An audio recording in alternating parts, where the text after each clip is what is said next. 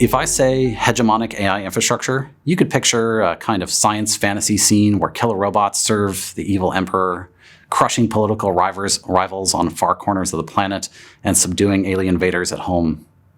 I almost inserted an AI-generated cartoon of this hypothetical scene, but I think using real AI in the fiction here would have been a distraction. So let me use some good old-fashioned human-crafted screenshots of non-hallucinated news headlines. It's currently March 2026, so let's look around. ChatGPT loses 1.5 million users amid Pentagon deal. Okay, so a big collection of people seem to be concerned that this ChatGPT service from OpenAI is getting a little too cozy with the Department of Defense. Sorry, that's Department of War now. Here's another one. Quit ChatGPT right now. Your subscription is bankrolling authoritarianism. Down below, there's a subtitle. As a historian, I've studied the major consumer boycotts of history. We can take down ChatGPT and send a powerful signal to Silicon Valley. Yet another one. 1.5 million users leave ChatGPT. If you cancel, make sure to do this first. Deep in this article, it talks about how users are concerned that OpenAI makes contracts with the US Immigrations and Customs Enforcement, or ICE. It tells you how to download your conversation history so that you're ready to import it into whatever service you migrate to next. If people are leaving ChatGPT in droves, where are they going? Who are the good guys? Here's one. Users are ditching ChatGPT for Claude. Here's how to make the switch. Oh, Claude, from Anthropic, they must be the good guys. They recently publicly refused to allow governments, including the USA, to use their AI models for mass domestic surveillance or fully autonomous weapons. That sounds good. But let's look closer. Looking deeper, US military is using AI to help plan Iran air attacks, sources say, as lawmakers call for oversight. Yeah, it looks like people are using AI for bad stuff. I can understand why people would want to quit ChatGPT after... Wait. Here it is. Anthropic's Claude AI systems have become a crucial tool for the military despite the company's clashes with the Defense Department. No, more Claude. I guess this wasn't technically mass domestic surveillance or fully autonomous weapons, so it was okay by Anthropic's policy. Okay, fine. ChatGPT and Claude are compromised. Good thing they're not the only game in town. There are some pretty good AI systems out there being made by Google these days. And here at UC Santa Cruz, we use a lot of Google services like Gmail, Drive, and Calendar. So it'd be really convenient if we could just... The War Department unleashes AI on its new GenAI.mil platform. Uh-oh. The War Department today announced the launch of Google Cloud's Gemini for Government as the first of several frontier AI capabilities housed on GenAI.mil. Okay, but realistically, it's fine for companies to collaborate with governments. This isn't specifically about hegemony. They just want good chatbots. They don't specifically need total dominance. Here's a quote. There's no prize for second place in the global race for AI dominance. They said dominance, but maybe it's just a throwaway phrase. It doesn't mean anything. What's this? AI is America's next manifest destiny, and we are ensuring that we dominate this new frontier. Okay, I think you get it. There's a very literal, militaristic sense of hegemony common to ChatGPT, Claude, and Gemini product families. There's also a sense in which these three dominate the very concept of AI for most people. We know that real-world AI isn't like AI in the movies. It's like ChatGPT, right? If you ask people to name something that is AI that isn't ChatGPT, and the answer is, well, maybe something like Gemini, then you get this feeling that there's simply nothing beyond this hegemonic AI sphere. This video series, the one you're watching, is about showing you stuff from outside that sphere, but we'll stay in it a bit longer. So what's in common in the hegemonic AI sphere? Here are a few things that are in common to most of the offerings from most of the hegemonic AI providers. Considering size, they use some of the world's largest LLMs to generate text, images, and video. As a result of their size, they also use the most energy and other natural resources per unit of output to operate. Considering resources like land, by consequence of their size and customer volume, these services usually operate out of massive data centers, filled with expensive and rapidly depreciating equipment, involving major upstream resource costs for construction, and so on. The latest models tend to be ever larger than the previous ones, with each new generation promising more intelligence. If we consider how these systems are reciprocal or not, these models are trained on data downloaded from the nominally public web, but the models themselves cannot be downloaded from the web in the same way.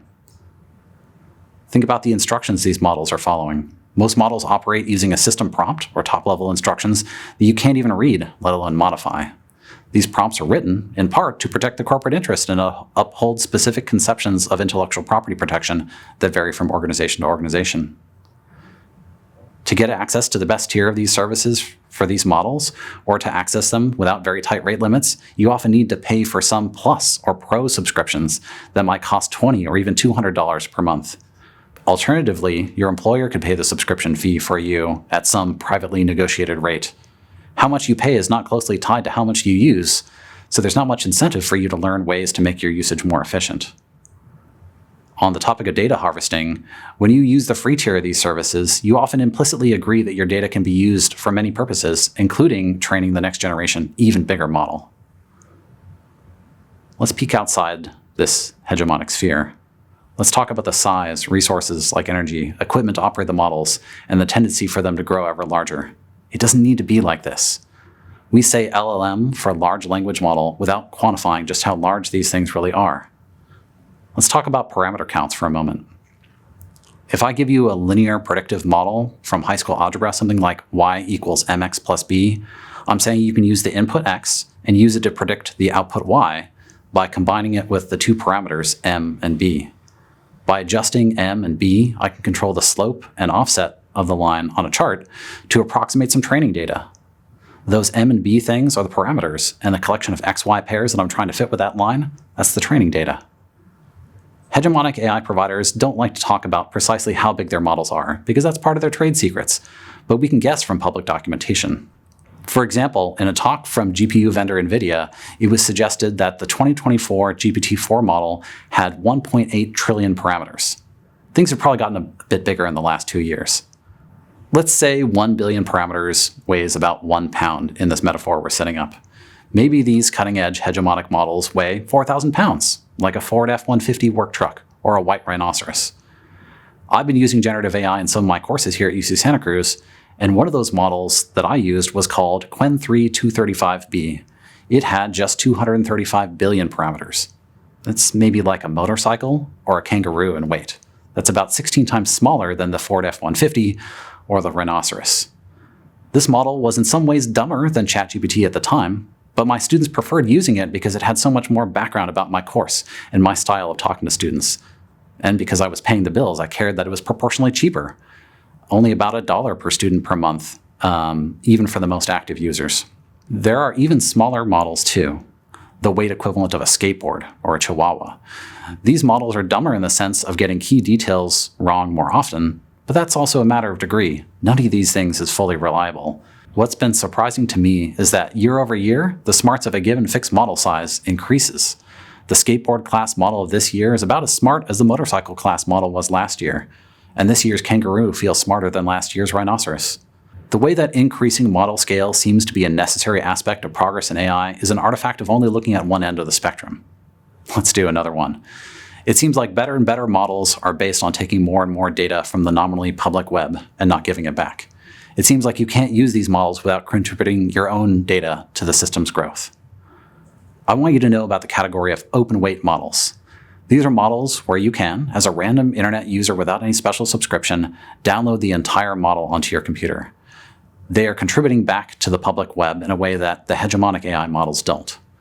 These open weight models often get tweaked and tuned by community members before being republished and shared with others on the web. Sometimes this is done to remove censorship guardrails, and other times it's just done to make them better pornography generators. The point is that these models are available for remixing and repurposing in a way that others aren't. These models are just dead files on disk. You can download them, use them without inherently giving up privacy or granting access to personal data.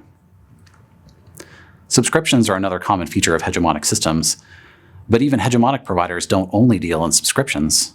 Many LLM services are available on a pay-per-token basis, where you only pay for the services you use, and there's a clear incentive for you to not be wasteful with those services.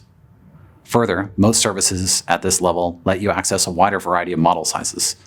Through experience, you can get a sense of when it's worth it to use the more expensive and more energy-intensive models, and when the smaller ones will do just fine. I could say so much more about how there's a world of generative AI beyond ChatGPT, But my goal for this video today is to incrementally de-hegemonize your thinking about AI. AI doesn't need to be like OpenAI's ChatGPT.